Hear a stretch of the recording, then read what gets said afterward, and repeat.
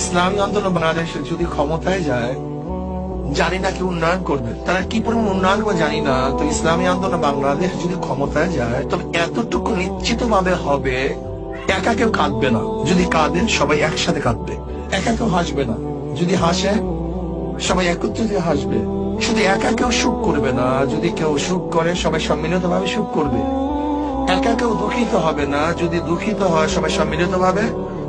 একা কেউ পেট ভরবে না, যদি পেট ভরতে হয় সবাইকে কমপক্ষে পেট ভরাবার চেষ্টা করানো হবে। গৃহহীন একা কেউ থাকবে না, গৃহহীন থাকবে তো সবাই গৃহহীন থাকবে। আশ্রয়স্থল পাবে তো সবাইকে আশ্রয়স্থলের ব্যবস্থা করতে হবে।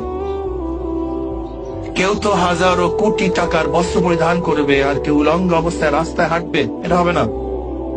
বরং সবাই বস্ত্র পরিধানের ইনশাআল্লাহ একটা ব্যবস্থা হয়ে যাবে। কেউ তো আমেরিকা ইউরোপ গিয়ে চিকিৎসা করবে আর কেউ রাস্তায় ধুকে ধুকে চিকিৎসাহীন মরবে, এরকম হবে না।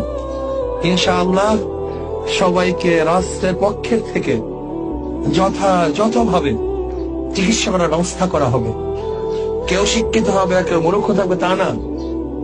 রাষ্ট্রীয় ভাবে সবাইকে উচ্চ শিক্ষা শিক্ষিত করার ব্যবস্থা ইনশাআল্লাহ করা হবে। ইসলামী আন্দোলন বাংলাদেশ কোনদিন ক্ষমতায় যায়, কাজে এই কাজগুলো আঞ্জাম